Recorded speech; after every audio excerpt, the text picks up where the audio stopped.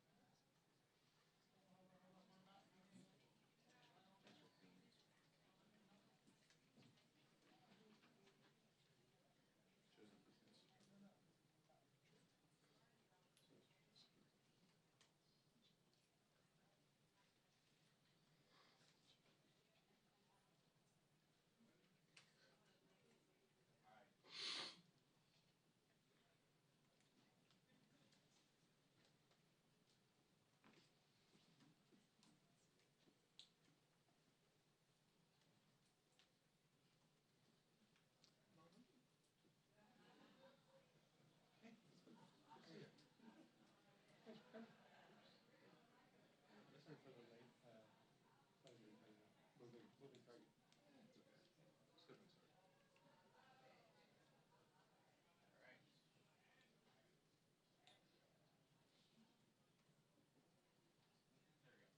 right, heads up.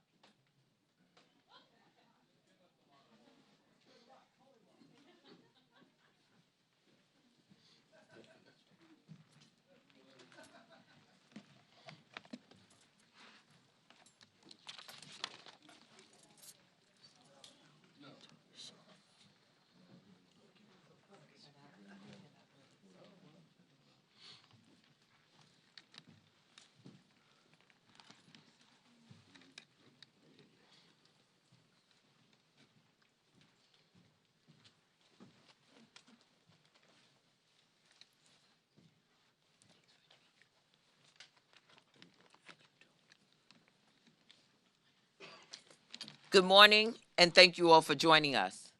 I'm Congresswoman Yvette D. Clarke, Chair of the Congressional Black Caucus and proud representative of New York's 9th Congressional District, that's Central and Southwest Brooklyn. I want to thank my Tri-Caucus colleagues, CHC Chair Adriano Espaillat and KPAC Chair Grace Meng, for their leadership and presence here today. We are gathered here today because, like so many Americans, we are outraged by what we are witnessing in the streets of Los Angeles and in communities across our nation. President Trump's unlawful decision to deploy the National Guard onto the streets of Los Angeles is a reckless and inflammatory escalation, one designed not to restore calm, but to provoke chaos. Let's be clear about how this began. With peaceful protests sparked by the unlawful and inhumane targeting, detention, and deportation of our immigrant neighbors. And David Huerta, a California union president arrested and injured during an immigration and customs enforcement raid last week, perpetrated by the Trump administration. The Los Angeles Police Department had largely stabilized the situation, but instead of de-escalating, President Trump seized control of the National Guard forces in defiance of constitutional norms and poured gasoline on an already volatile moment. Now, under the false guise of restoring order to a crisis of his own making, the president has deployed hundreds of active duty Marines to engage in domestic law enforcement, something they do not have the legal authority to do. Don't fall for the lie.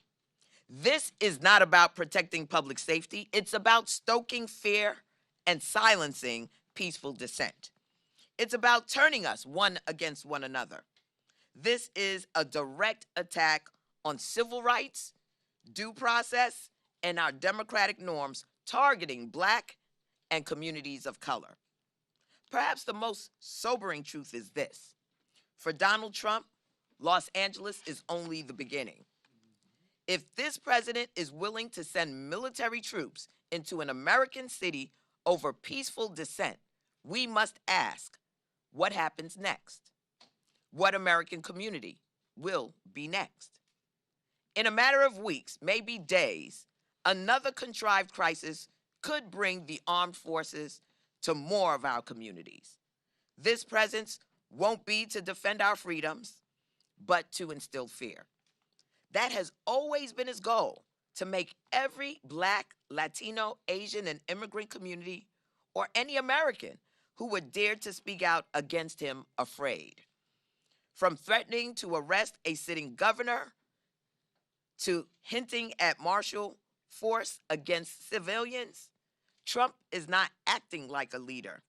He is posturing as a strong man, desperate, dangerous, and utterly detached from the principles of democracy. This president has crossed the line, and we must all understand what that means. We still don't know the full consequences of this unprecedented authoritarian overreach. But let me be clear. Congressional Democrats stand in full solidarity with the residents of Los Angeles, with our immigrant sisters and brothers, and with the peaceful protesters who dare to speak out and who will support every effort to oppose this president's abuse of power. And I want to thank Governor Newsom and Mayor Karen Bass for their resolve and leadership. To those who choose to peacefully protest, stay strong and remain peaceful. Rise above his chaos. The right to protest, to speak out against injustice, is fundamental to our democracy. It is protected by our Constitution. It is part of the American story. Trump wants violence, not to stop it, but to justify his own. Do not give him what he wants. Having said that, it's my honor now to turn the podium over to the chair of the Congressional Hispanic Caucus, Congressman Adriano Espaillat. Thank you, Chair Clark, Chair Meng.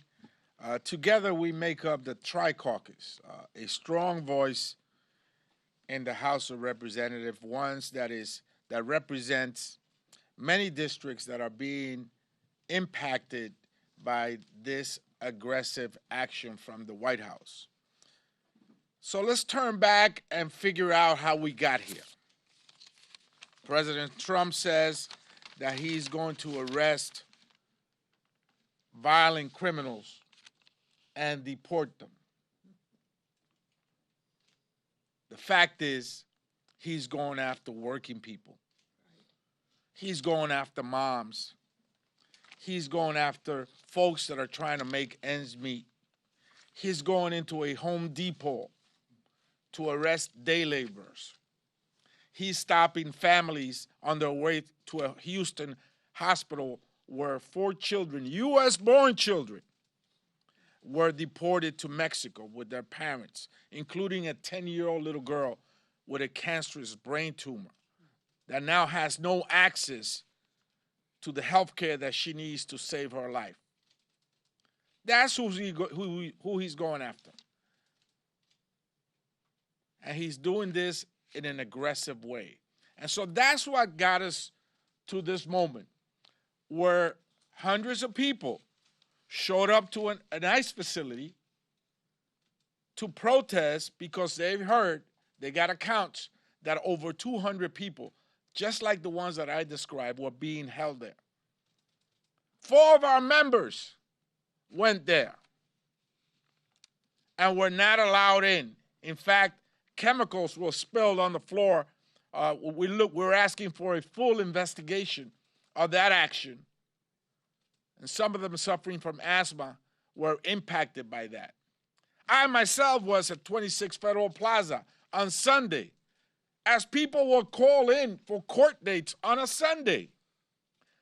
Were dismissed, their cases were dismissed, only to find out that ICE was waiting for them outside in the hallways where they were cuffed, kept in the building, processed for hours upon hours to be sent to a detention center where they await deportation. People that are trying to comply with the law, with the parameters that have been set for them, the regulations that have been told for them to follow,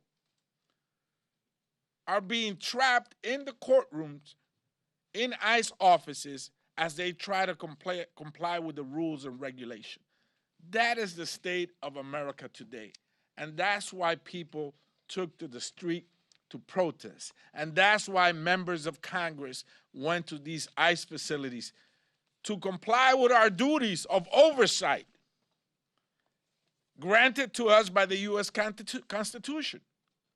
And we were summarily denied entry. We will be going back. And we will continue to go back until we have access to those facilities and we determine exactly what's going on there, because people are coming in and they're not coming out. So that is what's happening right now in America.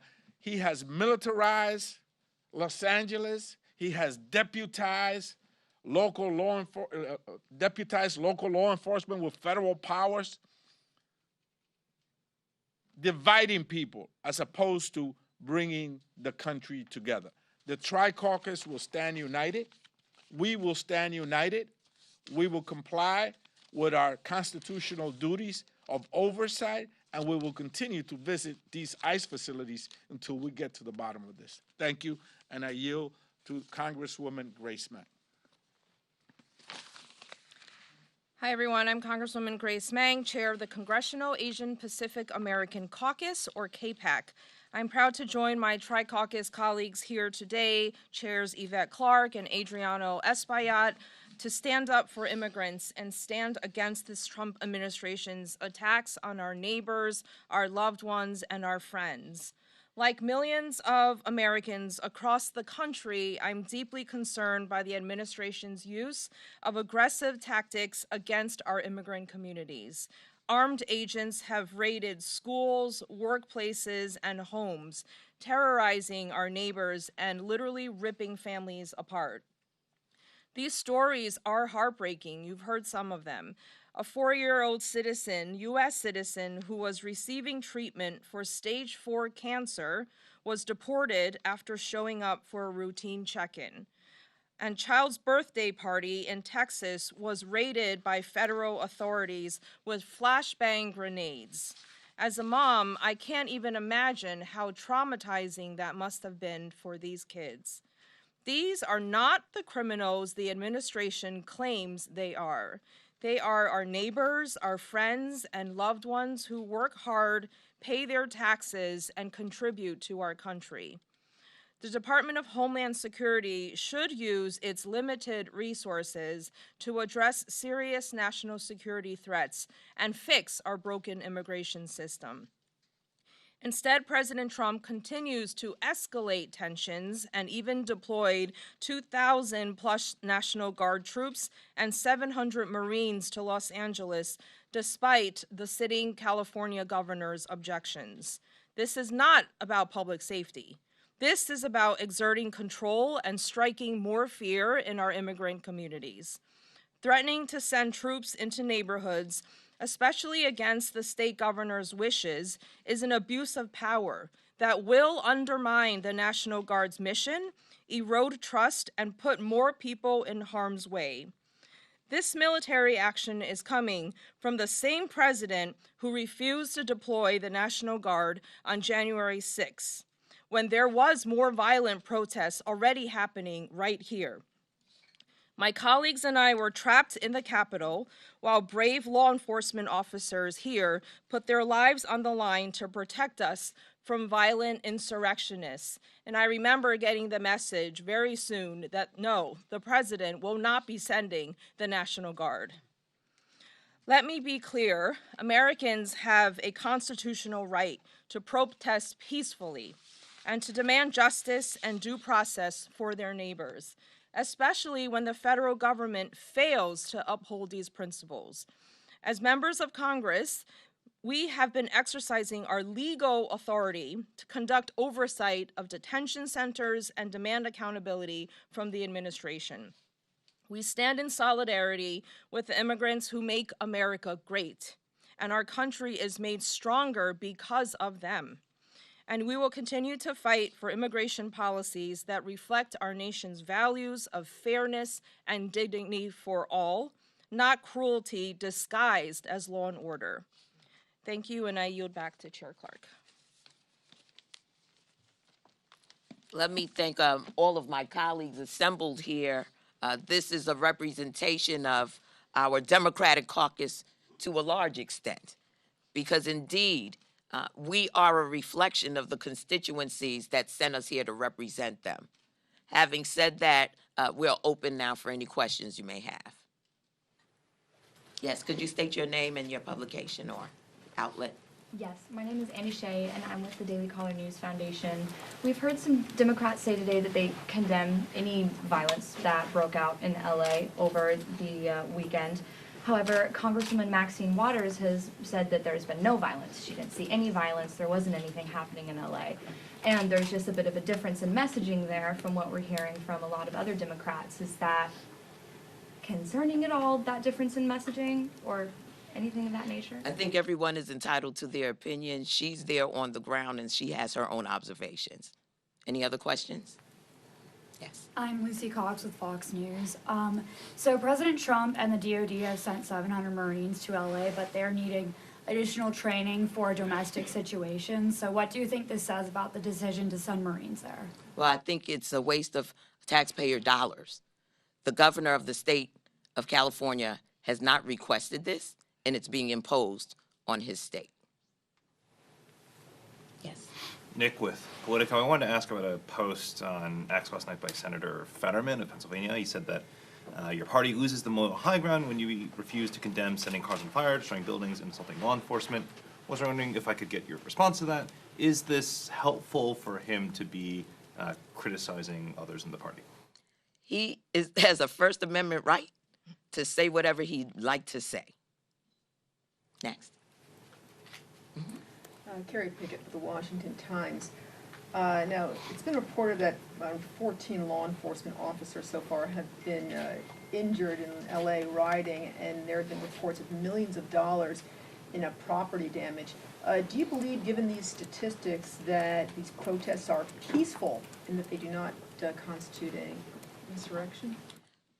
I don't believe there's an insurrection taking place. And I'd like to see the statistics around those who are ill and sickly who are currently being detained. Okay, one other question.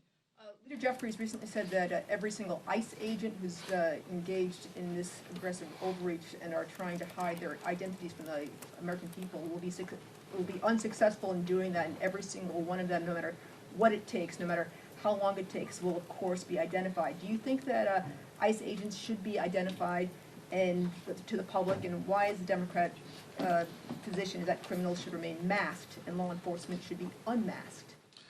Anyone that's enforcing the law or is an agent for peace or the law should not be anonymous. Why should they be anonymous? What about those protesting, though?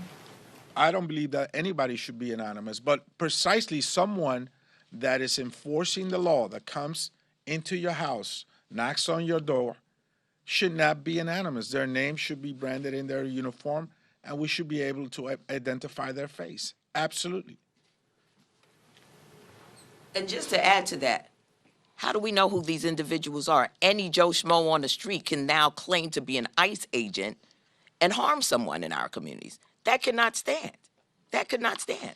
You would not want someone random to come up and accost you, and you have no way of indicating who they are, where they're taking you, what their mission is. These individuals must comply with making sure that they're known. Wearing masks, though. I'm talking about law enforcement.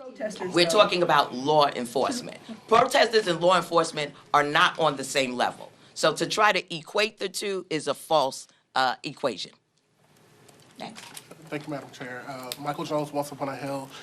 Democrats joined Republicans last night on a resolution to condemn the terrorist attack in Boulder last week. It shows that bipartisanship, that Democrats are willing to stand with Republicans on issues of democracy, issues of fighting anti-Semitism. Are you disappointed that so few Republicans have come out and joined you all in pushing back against the Trump administration and what you all describe as lawless? And what do those conversations look like with your colleagues behind the scenes across the aisle? Are you hopeful that some will join you all in condemning the Trump administration, this lawlessness that you claim is going on? I'm disappointed, but I'm not surprised. I can say that there are Republicans who are weaponizing tools to fight anti-Semitism. Republicans say they stand against anti-Semitism, and at the same time, they're trying to decimate funding to agencies like the Department of Education's Office for Civil Rights, which is our main agency to fight back against anti-Semitism on campuses, for example. Yes. Mexican President Claudia Your name and Nathan outfit. Worcester, Epic Times. Okay. Mexican President Claudia Sheinbaum has described some of the protesters as heroes. Does that raise any concerns in terms of national sovereignty or political interference from abroad? You know, everyone has their observations. You know, we don't live in isolation, and people are watching what's taking place around the world here in the United States. Like we have here our First Amendment right to speak out, she has hers. The Mexican president is entitled to her opinion. Our president wants to rename the Gulf of Mexico to the Gulf of America. How about that? Is that hemispheric interference? He has opinions about practically every country in the world. Not all the time the best opinions. He's called countries names that I will not pronounce in this audience. So he has his own opinion. She's entitled to hers. Is the equivalent to Vladimir Putin weighing in on American protest activity? No. Equivalent. Vladimir Putin, penetrated social media. He orchestrated actions that many could characterize as election fraud. He was actively involved in swaying the American public in support of one candidate against the other. I don't think that's what the Mexican president is doing. Say your name. Congressmember Nanette Berrigan, California's 44th District. The Mexican president, when she made these comments, was referring to people that were protesting peacefully against mass deportations. And of course, in Los Angeles, we have a large Mexican population. So I stand with the people in Los Angeles who are protesting peacefully against these mass deportations and against the process, which is ICE treating people without any dignity and inhumanely. So I believe the context in which she said it was about standing with protesters and making sure people are treated with dignity. So let's not confuse that with Vladimir Putin and him interfering with an election that has nothing to do with Russian Americans.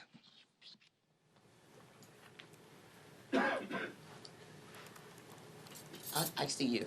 Yes. You've described what Trump is doing in Los Angeles as lawlessness and unconstitutional and a violation of human rights. Do these things rise to the level of impeachment? Are these impeachable offenses? Well, I believe it is. I definitely believe it is. But we'll cross that bridge when we get to it. Yes? Leah Skyne on AP. I'm hoping you can just take a step back and characterize the nature of the protests. I think you're getting a lot of questions about instances of violence, whether you characterize them as peaceful. Can you just kind of describe for us, how you see these protests? Are they mostly peaceful instances of violence? Are they violent protests as... You have heard all of us say and ask protesters to be peaceful. When the protests right here at the United States Capitol were happening, when there was more violence than we had ever seen on the first and second day of the protest in LA, this exact president, when we were begging him to send in the National Guard, when there was already violence and vandalism right here, he refused to do so. So now he's going to turn the argument around and say it's about public safety? You can't be a hypocrite like that. This is not a mob chanting, Jews will not replace us in Virginia. This is not a violent mob chanting, hang Mike Pence, where's Nancy, in the Capitol. For the most part, the protesters are peace-abiding people that are concerned about the aggressiveness of ICE and human rights and the treatment of immigrants across the country. I don't know of any immigrant that leaves his or her house in the morning and says, wait a minute, let me see how I break the law today, get arrested, and deported. Quite the contrary. They probably leave their houses and say, I'm going to abide with the law. I don't want to be stopped. I don't want to be arrested and deported. So the people that are protesting, for the most part, they're not violent. They're not there to cause issues of trouble or vandalism. The ones that are there causing that, we're rejecting that forcefully, and we're saying to people, protest peacefully. But certainly, this is not to the standard of a mob chanting, Jews will not replace us, or hang Mike Pence.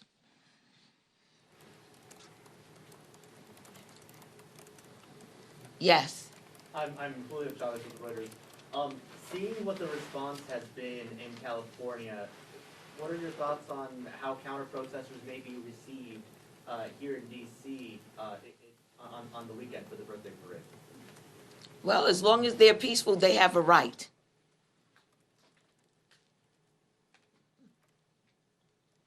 No more questions?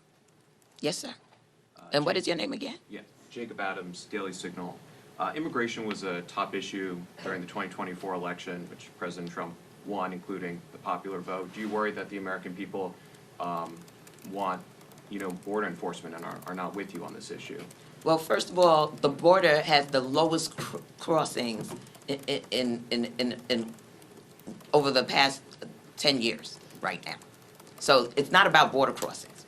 What we're talking about are core constitutional values, due process. And this president has violated that.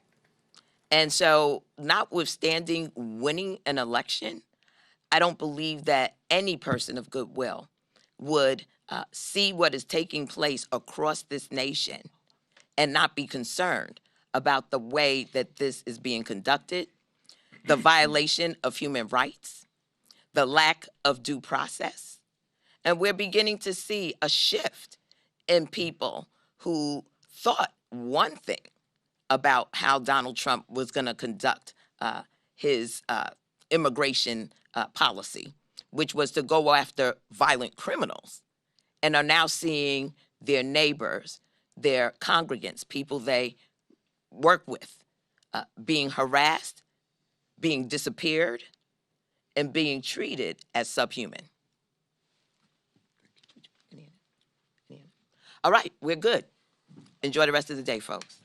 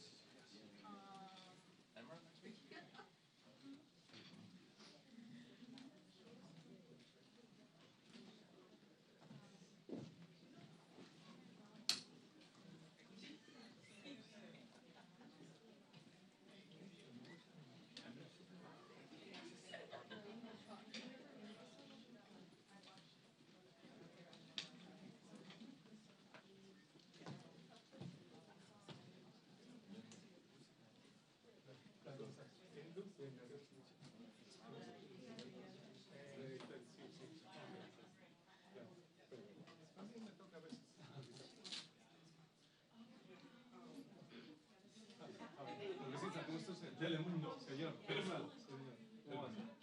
Un segundo. Telemundo. Telemundo. Así es. No nomás un pequeñito. Telemundo. Julio, estoy aquí con la congregación. Dame un segundo. Ok, dame un segundo.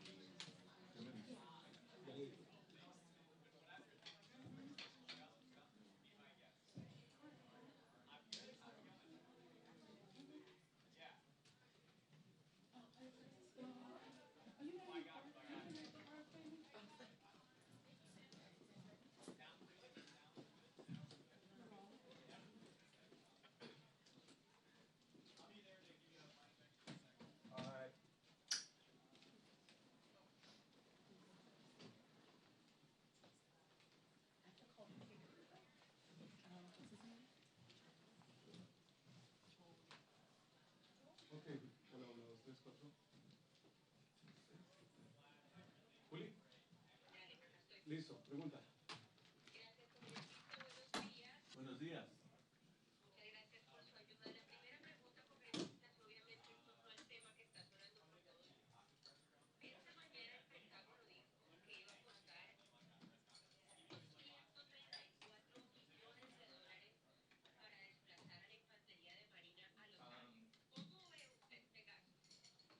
Este gasto es absurdo.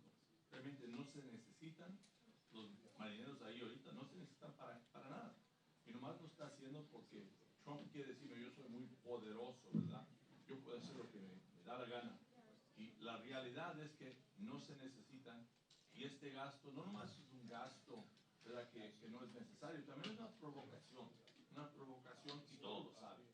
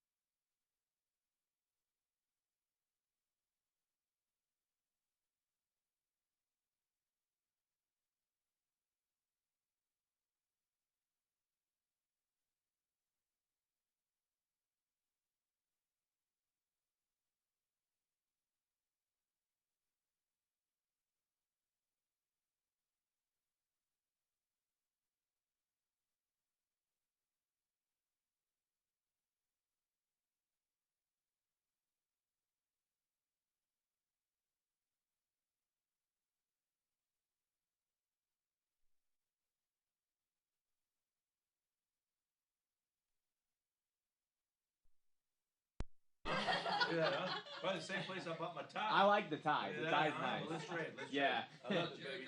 Ah, That thanks. looks good. Macy's. I love it, love it. Have a good one. I guess that counts as the mic check. But mic check, 1, 2, 3. Easy enough.